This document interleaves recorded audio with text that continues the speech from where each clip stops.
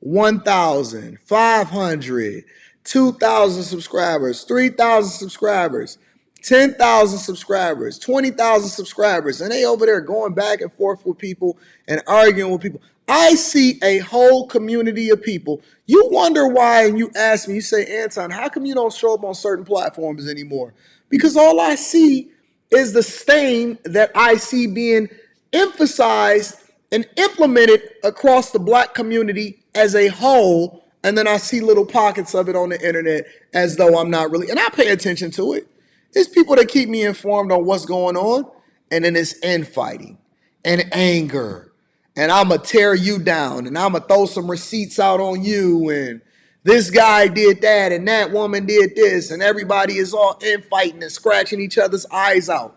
Bro, this is just a reflection on a smaller scale of what I've seen be taught to you through your rappers, through your entertainers, through the people in the hood. All you did was take hood mentality and then you translated it over into the internet and you said, yeah, we gonna go against each other and we gonna fight. Nobody making no money. Nobody got any long-term prospects. People getting each other told, messing up each other's families, doxing each other. Y'all don't even know each other in real life. The only real interaction that you guys got is electronically through DMs, text messages, if you got close enough, phone numbers, and people are literally trying to tear each other down because this is the stain that is left for you based off of what was taught to you through the culture, and you still trying to gatekeep it. Everything that you have out here that is playing out in your life, think about it, both in real life and especially on the internet, because contrary to popular belief, the internet is very real.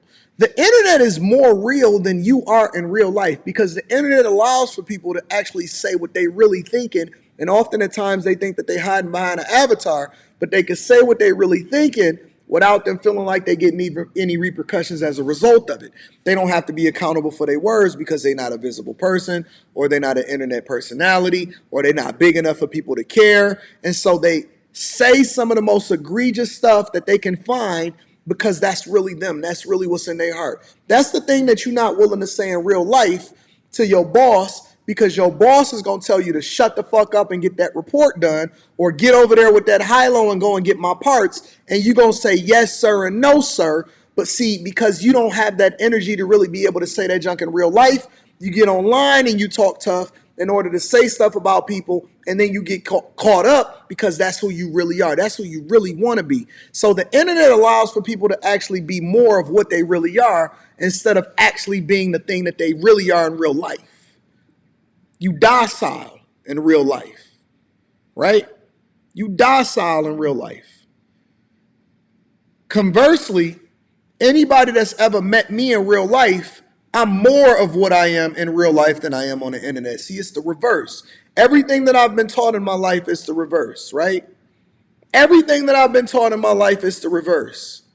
Meaning, for example, I was taught that right is right and wrong is wrong and not the other way around. Meaning that the person that I befriended is people that still support me to this day in middle school and high school. It's people that rock with me right now. It's people in the chat right now that knew me in high school, knew me in middle school. I still got the same friends since kindergarten. I have the same friends since kindergarten. The same people I came up with is the same people we loyal with. And as we met different people, and if he was cool with you, it was a strong possibility that I was going to be cool with you, and we've been loyal since the beginning. Kindergarten, 4th grade, 5th grade, 7th grade. Fell apart as far as me having to go to a different school. Came back over into the Detroit public schools. We all still brothers today. Some of my best friends are executives at some of the biggest companies that you can ever think of. Some of my best friends are some of the biggest executives that you can ever think of. And we all the same age. We all came up at the same time. We all went to school together. We all still champion each other. And we may see each other on the golf course. We love each other. We try to connect each other. We try to make sure that we always are championing each other. And if one of them get a promotion or somebody get an opportunity, the first thing that we do is we grab hands and we pray for each other. Men praying for each other. Men praying for each other. And you think that's corny. Because every time somebody says something good about somebody that you know, you say that they lame if they give another man a compliment, or that's not cool. Because you're not used to giving other dudes a compliment. You used to dirty macking. Every single dude that you've seen, the only reason you was cool with them is because you didn't feel like there was a threat to you. But if any other dude was getting the girl at the same time that you was getting the girl, even if you didn't like the girl, you walked over there and tried to emasculate him or tried to make him seem like he was nothing. You went over there and told the girl, yeah, man, remember when you was wearing my shoes when we was in elementaries? You tried to embarrass him. You tried to embarrass him. See, when my homies went and got a girl, I went and threw him the keys and said, hey, fam, take my car and go and get that. Hey, fam, take my car and go and get that. As far as that woman has ever known for years, that car is his car.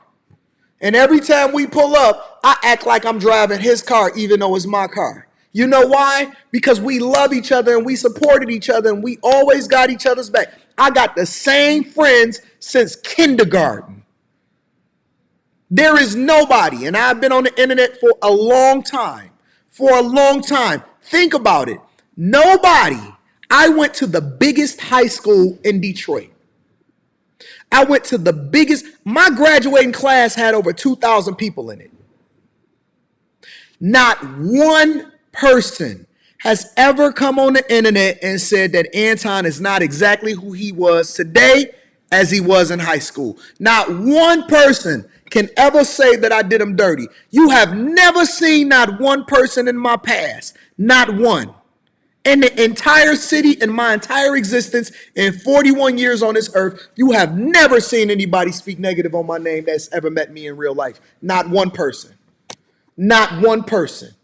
Loyal to a T. Love me to a T. Not one person. Ain't that crazy?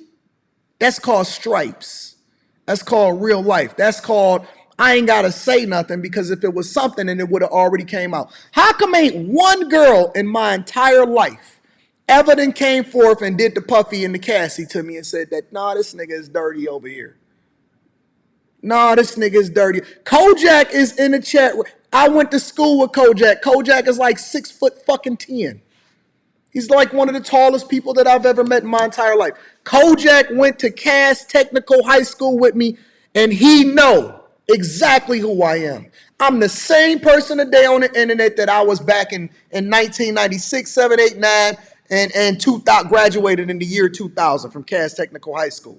How come not one person that ever came up and sullied my name and said anything negative to me, or came on the internet and said, yeah, man, I beat up Anton when we was younger, or yeah, man, Anton's a cornball, he was like this when he was, ain't not one person. Same person that I am today as I was yesterday. You know why? Because the culture never infected me in a negative way, and I've always been one.